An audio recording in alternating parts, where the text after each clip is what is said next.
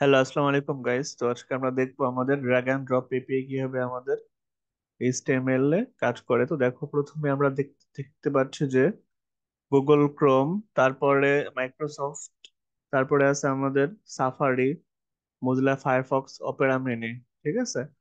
তো যদি আমরা দেখি, গুগল ক্রোমে আমরা drag and drop API use করতে পারবো 4.0 ভার্সন। তারপরে আমাদের মাইক্রোসফটের যে ভার্সন ইউজ করতে পারবো এটা হলো 9.0। মোজিলা ফায়ারফক্সে আমরা drag and drop API 3.5 version use করতে পারবো।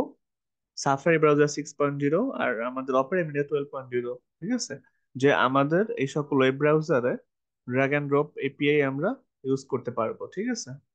তো চলো আমরা দেখি আমাদের কোডের মাধ্যমে এইচটিএমএল এ আমরা কিভাবে এটা ইউজ করি। তো দেখো, এখানে চলে আসছে আমাদের। প্রথম আমরা এইচটিএমএল এর মধ্যে একটা স্ক্রিপ্ট নামে ট্যাগ নিব। স্ক্রিপ্ট ট্যাগের মধ্যে ফাংশন, অ্যালাউ, ড্রপ, আর আমাদের যে প্যারামিটার দেবো ইভি। ঠিক আছে। তারপরে সেকেন্ড ব্র্যাকেটের মধ্যে আমরা ইভি ডট, যেহেতু প্যারামিটার আমরা ইভি দিয়েছি, তো ইভি ডট প্রিভেন্ট ডিফল্ট, ডিফল্টটা নেবে। ঠিক আছে। তো সিম্পলি আরেকটা ফাংশন দেবো ড্রাগ, যেহেতু ড্রাগ এন্ড ড্রপ। তো প্রথমে আমরা অ্যালাউ ড্রপ দিলাম, তারপর একটা ড্রাগ দিলাম, তারপর আবার ড্রপ দিলাম। ঠিক আছে। তো ফাংশন ড্রাগ দেখো ইভি, ফাংশন ড্রপ ইভি। তো এখানে EV dot data transfer set data text target ID. ঠিক আছে। টেক্সট ড্রগ এন্ড ড্রপ হবে টেক্সট অনুযায়ী। তারপরে ড্রপ যেটা হবে সেটাও আমাদের টেক্সট ফরম্যাটে হবে, এবং সেটা হবে কি data transfer dot gate data. ঠিক আছে। তো দেখো, এই আমাদের যে মেইন কাজটা সেটা হলো আমাদের স্ক্রিপ্টের মধ্যে, স্ক্রিপ্ট ট্যাগের মধ্যে যে কাজটা হয় ড্র্যাগ এন্ড ড্রপ এপিআই এর মধ্যে, এটা ফাংশন ক্রিয়েট করতে হয় আলাদা আলাদা। তিনটা ফাংশন আমরা ক্রিয়েট করছি: অ্যালাউ, ড্রপ, তারপরে ড্রাগ, তারপরে ড্রপ। ঠিক আছে। তো এখানে দেখো যে আমাদের ড্র্যাগের ক্ষেত্রে আলাদা ডাটা ট্রান্সফার থাকে, এবং আমরা টেক্সট ডাটা নিয়ে কাজ করি। ঠিক আছে।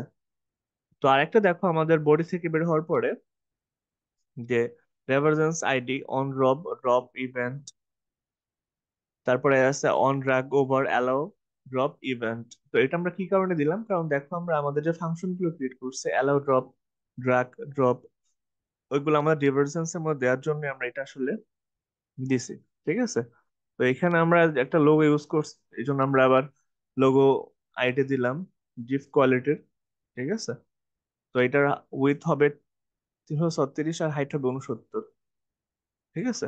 তো ড্র্যাগ এন্ড ড্রপ এপিআই আসলে এভাবে কাজ করে। আমরা আমাদের এইচটিএমএল এর মধ্যে স্ক্রিপ্ট ট্যাগের মধ্যে যখন আলাদা তিনটা ফাংশন কল করব, এবং প্যারামিটার সেট করে দেব, এবং গেট ডাটা দেব টেক্সট কোয়ালিটি ডাটা, তো তখনই আমরা আমাদের ড্র্যাগ এন্ড ড্রপ এপিআই কাজ করবে। ঠিক আছে। তো এইটুকুই ছিল আমাদের ড্র্যাগ এন্ড ড্রপ এপিআই এর কাজ।